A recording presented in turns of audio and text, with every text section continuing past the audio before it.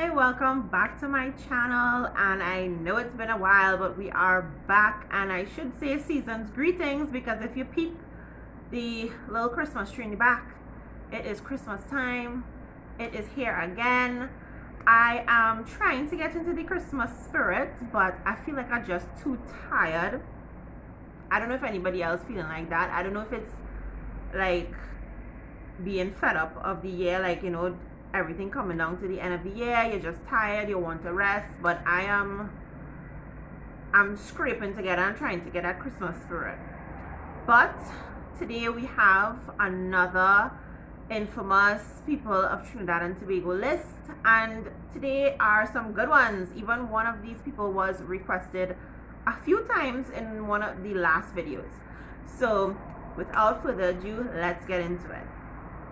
First up, we have Sir Ralph Woodford. And yes, the same Woodford as Woodford Square. He was our longest serving governor of Trinidad. He was born in 1784. He was not a native of Trinidad and Tobago. He actually was born in Europe. And if you know anything about Mr. Woodford, you would know that he has done some really good things for this country. We're not going to take that away from him. But you're probably wondering, so then why is he on this list? Well, let me tell you. You'll get to find out. While he was really good at many things that we will get to, he was known for institutionalizing class boundaries and racial divides in Trinidad.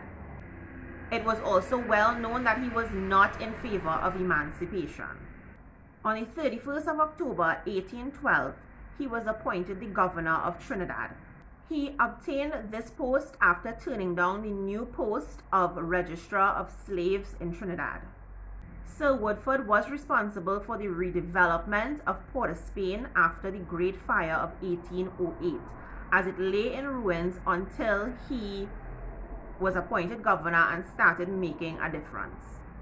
Here are some of his accomplishments: the construction of brick buildings in Port of Spain, reclaiming land to establish a proper wharf for trading ships to dock at Port of Spain, purchasing an abandoned sugarcane estate to create the savannah, establishing the botanic gardens, paving the streets of Port of Spain. He built and oversaw the building of both cathedrals in Port of Spain, planted decorative trees around the main square that is now Woodford Square.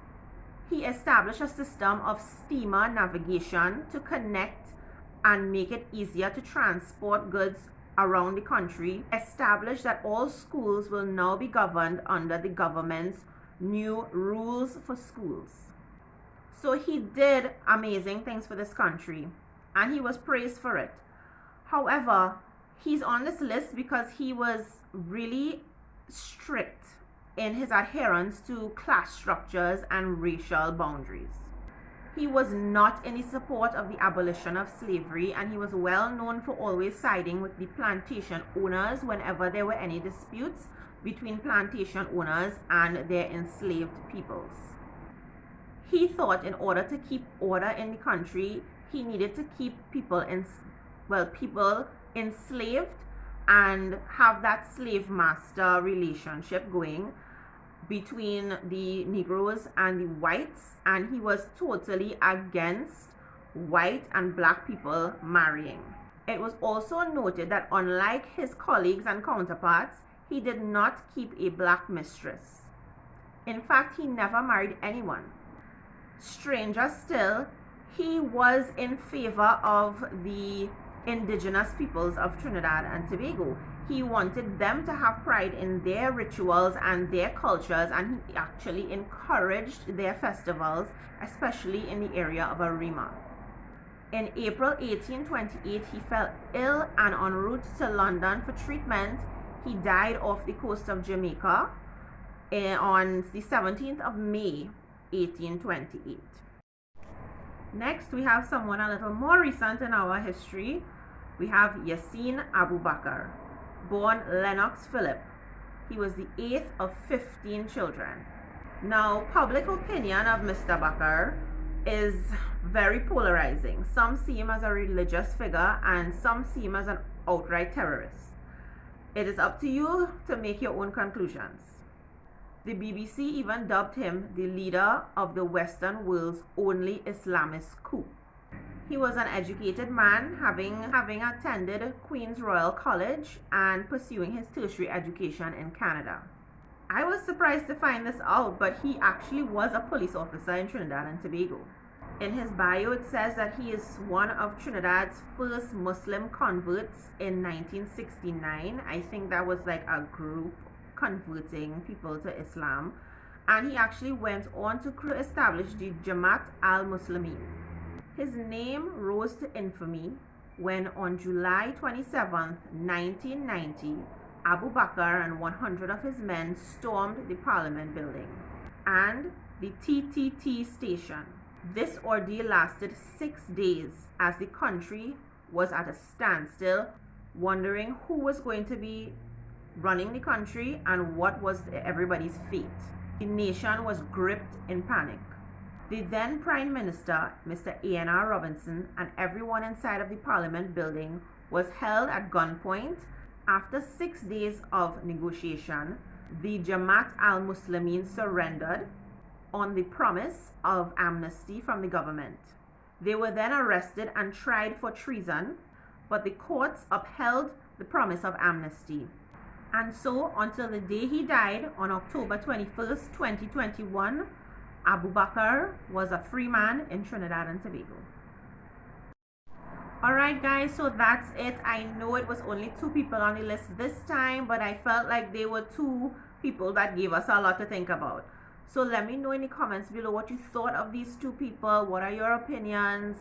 Let me know if you liked the video and if you have any suggestions of other people who should be on this continuing series.